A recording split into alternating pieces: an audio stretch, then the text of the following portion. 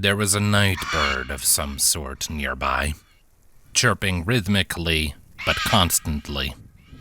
Its voice was sharp and grating, like the edge of a knife scraped quickly against the black iron of a nobleman's estate fence. It burrowed into Taius's mind like an invasive species, taking root and spreading into every corner of his awareness. He focused on it, used it like a lifeline, grounded himself by its constant companionship. It was a clock, at least to him. The call came routinely, predictably. He could mark a measurement of time by it. Scrapes. 1 scrape, 2, 3, 10, 20, 50, a few seconds between each. At 307 scrapes, he heard a snap, a squawk, and a thud. The sound did not come back. It was time. Resisting the urge to make any sounds of fear or distress, Taius began squirming. The fire still burned, but low enough to not be in immediate danger. Slowly, he rolled his ankles and feet away from the heat and surveyed Bodwin's stool. The massive cannibal slumbered soundly nearby, snoring like a bear with congested sinuses. Taius timed his movements to the snores.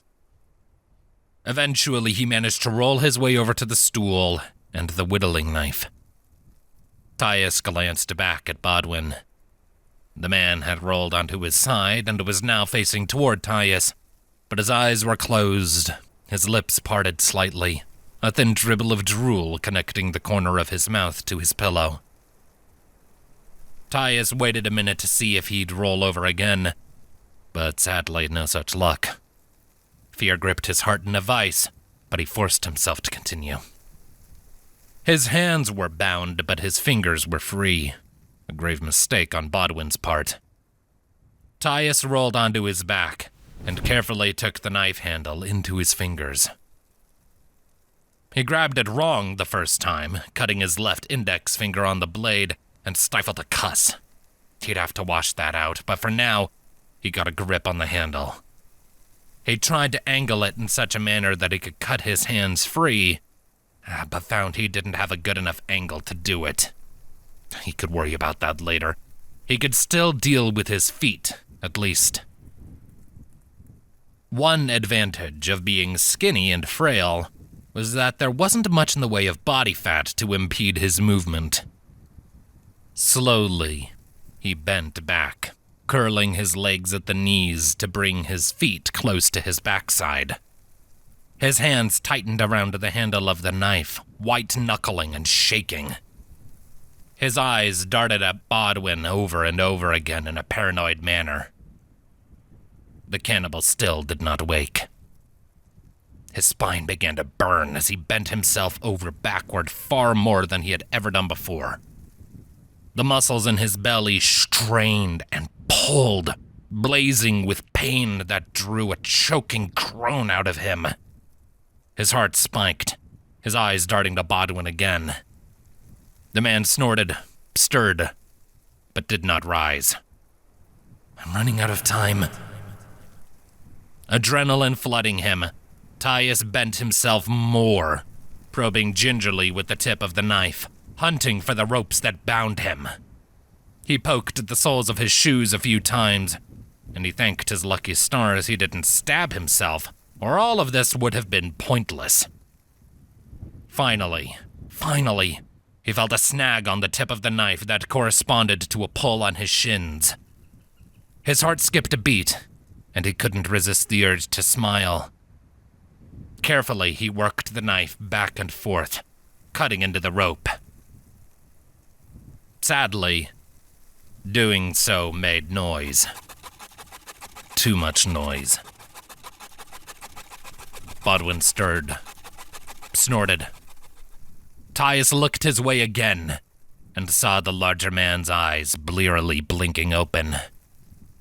He smacked his lips closed, his brow furrowing. The two stared at one another for a moment. Bodwin lifted his head slightly, squinting. The fuck? Snap.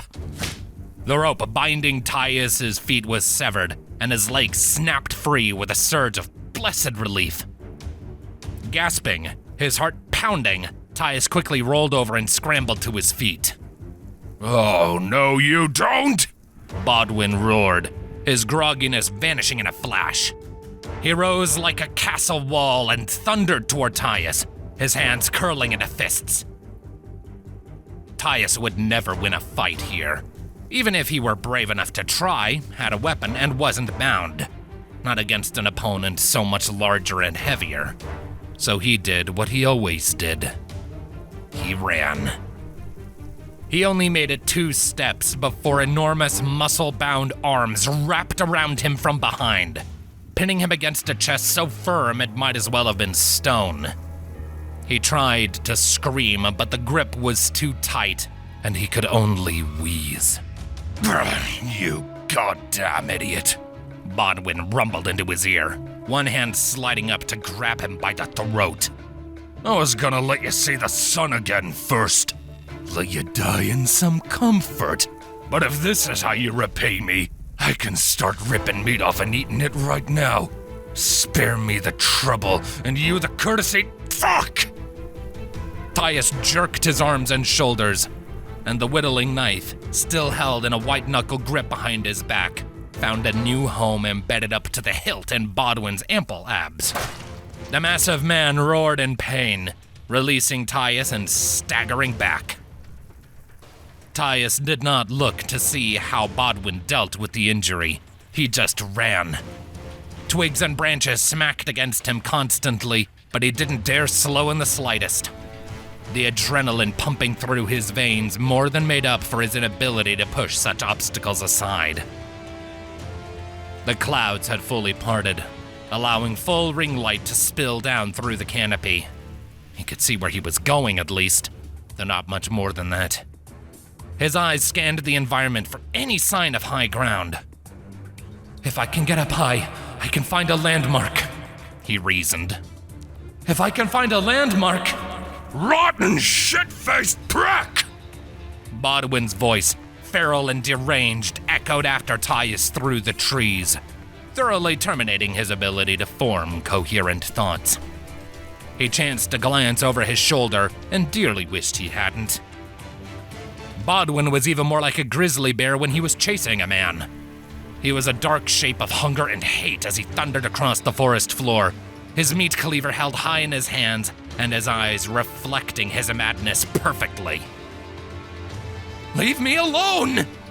Taius shouted before focusing on the path ahead of him. He had no clue where he was or where he was going, but he had to keep moving if he wanted to get away. He tried to be clever, ducking and weaving into thicker patches of forestation and swamp shrubbery to try and lose his pursuer. Regrettably, such tactics proved to only be a minor inconvenience for someone as big as Bodwin, who barreled through them all. Taius' main saving grace was the knife still embedded in Bodwin's gut, which seemed to do a good job of slowing him down. Even so, that obstruction didn't stop him. The bigger man was closing the distance. Taius needed to think of something now. He came to the top of a rise in the terrain that briefly brought him above the swamp fog, and he momentarily slowed his pace. His eyes caught sight of a familiar pit in the earth nearby, and the stink of its inhabitants reached him. An idea came to him, a desperate gamble, but it was all he could come up with. He heard Bodwin on his tail, and turned around to meet the cannibal's glare. He put on his most condescending smile. Your cooking's dreadful! He would never say as such to another living soul, but he had not expected that to work in the slightest. But somehow it had the desired effect. Bodwin's already furious countenance deepened so thoroughly that Taius was no longer looking at a man, but a rabid animal. Bodwin surged in speed, raising his meat cleaver high in the air to take Taius's life. He was moving too fast to slow down, and the slope was steep. At the last second, Taius threw himself to the side, narrowly avoiding the cleaver's edge. Bodwin barreled past him, pivoting on his heel and reaching out with his free hand to grab Taius, his hand curling into the fabric of the smaller man's shirt. Taius yelped, pain blossoming in his chest as he was hauled painfully away from the tree he had braced against. Bodwin's hold did not relent, dragging Taius with him, and both were sent sliding toward the pit. Tricksy little bastard, aren't you? Bodwin snarled, raising his cleaver again and bracing against the earth. Taius gasped, panicking. His eyes glanced past Bodwin to the pit, and his stomach plummeted when he realized they weren't going to make it. Bodwin was slowing them both down too much. The cleaver would descend, he would die, and Glenn would never see him again. All of their dreams and hopes, dead and gone. But then Taius saw the bloodstain in Bodwin's belly. He hadn't taken the knife out yet. Taius couldn't even fathom the raw mental fortitude required to bear that sort of pain, but he reasoned that even Bodwin would have his limits. And so, as his last hope, Taius lifted his legs and allowed himself to fall to his back. This served to throw Bodwin off balance just enough to miss his second cleaver swing. He growled, rearing back again. Taius's response was twofold. First, he kicked the hilt of the knife with one foot, plunging it even deeper and releasing a spray of crimson that splattered against Taius's shirt. Bodwin roared, his hold on Taius's shirt slipping and sending the man falling properly into the mud. Second, Taius kicked Bodwin between the legs, more as a matter of principle than anything else. Even massive Bodwin was not immune to the effects of that dirty tactic, clenching his thighs together and doubling over with a pained yell. Finally, Taius, seeing an opportunity, drew back his first foot and delivered one more kick, this time to Bodwin's throat, once again capitalizing on his relative flexibility. Finally, Bodwin staggered back, clutching at his throat and crotch alike, his meat cleaver discarded and forgotten on the swampy floor. Taking advantage of the reprieve, Taius managed to roll over and force himself to his feet, scrambling up the hill a few paces. Then, turning back to look, he saw that Bodwin was still not going where Taius wanted, and he felt a surge of frustration. Just fall, damn you! He screamed before running at Bodwin, jumping at the last second and awkwardly slamming both of his feet into the cannibal's face. He sprained his ankle in the process, but he could live with that. Bodwin, however, would not. The force of the kick and Bodwin's lack of balance finally did the trick. The wet ground gave way under him, sliding toward the pit in just the same way as it had for Taius. He seemed to realize what was happening, grappling Taius's foot with one of his hands, but not well enough. His fingers slipped free, his nails digging shallow gouges into the skin on Taius's ankle, before coming away. Bodwin slipped down, down, down, until he fell, screaming, into the pit. Taius didn't dare move for several seconds, gasping frantically for air. He blinked in confusion. What? That worked? He asked in disbelief. Whether it had been a result of luck, competence, or divine intervention, he did not know. But it seemed that his Hail Mary's scheme had panned out. Struggling to his feet, He limped over to the edge of the pit and looked down. Bodwin had just stood up out of the fetid water, growling in fury and pain. He looked up at Taius, his teeth bared. You're gonna regret this, you sniveling little shit! He threatened, already moving to start climbing the roots as Taius had. This didn't worry him, though. Bodwin clambered up a few rungs of the roots, snarling like the beast he was, when his impressive bulk and immense weight did what Taius figured it would. The root came free, a small tsunami of mud with it, and Bodwin fell again, yelping with far less dignity. Taius smiled slightly, though his heart wasn't quite feeling it. Instead, he glanced at the hollow. Sure enough, the Miskets had heard the commotion. He could see the first of them emerging from their little home, eyeing Bodwin curiously. Hungrily. Taius looked away from them to focus on Bodwin again. "Thanks for the place to sleep," he called down. Just shut up and get me out! Bodwin hollered back. Get me out of this damp hole and I promise I'll let you go. Not worth the trouble. See, I know you said I'm an idiot, Taius said, shaking his head. And you'd be right. But even I'm not that stupid. Bodwin roared and punched the wall of the pit so hard that Taius could feel the earth shaking beneath his feet. Just to be safe, he backed up a few paces, fearful of falling. The Miskets, on the other hand, didn't seem to take kindly to this massive ape punching up their house, judging by their sudden and aggressive advance.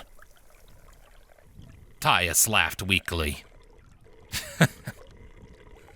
Say hi to the neighbors, he called down to Bodwin before turning away. What are you?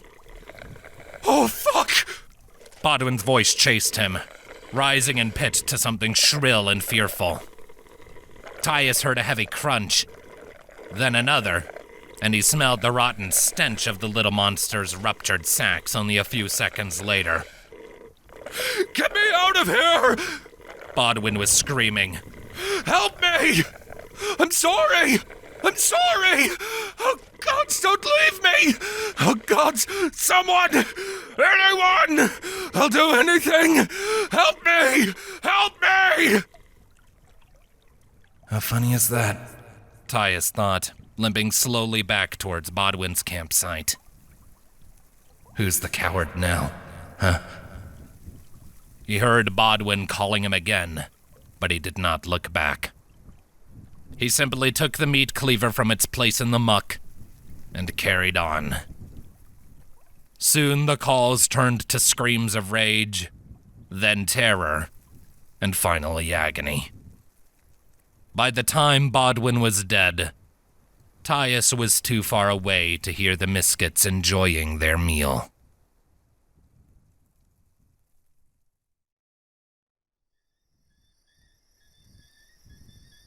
It didn't take Taius long to find a means of cutting the rope still binding his wrists. As soon as Bodwin was out of earshot, he drove the blade of the meat cleaver into the nearest sturdy tree trunk, then carefully rose his hands until the blade met his bonds. With a few awkward jerking motions, Taius cut the rope and was at long last free. Tucking the cleaver's handle into his belt and massaging his hands, he followed the path of destruction left by Bodwin's massive bulk and returned to the camp. He found that the flames had died during the chase, almost as if they had been tethered to the cannibal's beating heart. After taking a few minutes to catch his breath, Taius found a full water skin. Bodwin couldn't have survived out here without fresh water, and he seemed to have a fair bit stored up in some burlap pouches by his bedroll. Pouring the water into one of Bodwin's pans, Taius stoked the fire, heating the water until it boiled, then dipped in the cleanest rags he could find, and carefully cleaned himself of all of the grime and any of the blood he had accumulated. Thankfully, the healing pearl still passing through his system had closed the few wounds he had acquired during the night. Finally, he scavenged through the area and soon found a shallow depression in the earth that seemed to function as equal parts trash basket and toilet. The discarded belongings of Bodwin's many victims lay in the pit, collecting moss, mold, and fungus in equal measure. Covering his mouth, Taius dug through the remnants until finally he found what he was looking for. A small wooden box full of brightly colored gemstones. To his untrained eye, they looked to be mostly pristine, maybe a little dirty. He could buff it out with his shirt. It probably belonged to the noblewoman the cannibal had eaten before. She must have been a more recent victim of his since her arm was still fresh enough to eat. It stood to reason her valuables would still be in the area. And now that Taius had them, he had a plan. By now, the sun had risen, and its golden glows spilled through the forest like a resurrecting fire. The Mossmire came alive with distant animal calls, and an almost sweet scent began to rise from the various flowers and fungi that released their spores in the warmth of the sun. Returning to the pit, he tried not to listen to the banquet of the beasts, and instead scoured the area, moving slowly and carefully. Finally, he found the ravine he had used to hide from the guards, where all of this had started. And in the newly blooming daylight, he could see the prints left by the soldiers' armored boots. Taking a breath, Taius followed them, until eventually he made it back to the road. When his feet fell on the hard-packed dirt again, and Puckton came into sight a ways away, he felt an overwhelming sense of relief. It was bizarre to feel such a thing when looking at the place that had started so much of his distress. But that was his and Glenn's fault as much as anything else. He saw no guards stationed by the town entrance. Solid luck. They must have figured he had died. Too bad he was going to have to throw that luck away. There was a crowd gathering, and he could see the gallows they had built. Glenn was going to be executed. Taius froze for a moment. A renegade thought occurred to him. He had the gems. He could turn and run away, as he had always done before. He could go to Mosswind Perch alone, find a fence or a jeweler shady enough not to ask questions, and set himself up for the rest of his life, or at least for long enough to find an honest way to make a living in a more civilized part of the world. He could run away. He didn't even look away. With a huff, he focused on the town and broke into a jog toward Puckton, reaching into his pocket and procuring one of the gems he had pilfered from the pile. The crowd was bigger than he had been expecting by the time he arrived, and it didn't take him long to spot Glenn's form, slouched and dejected, already tied to the noose. He hadn't been dropped yet. Good. There was time. Someone was up on the platform addressing the town. The mayor, most likely. Taius picked up the pace into a full-blown run, his eyes focusing on the man. Hold it! Ah, there were the guards. Taius slowed his pace as two men in padded armor moved to intercept him shortly before he made it to the back of the crowd. Whatever droll speech the mayor had been administering dried up like water in the desert, and all eyes turned to focus on Taius. You survived? One of the guards asked, slowing slightly. Well, shit, all right. Why'd you come back? Sneered the other, his eyes narrowing.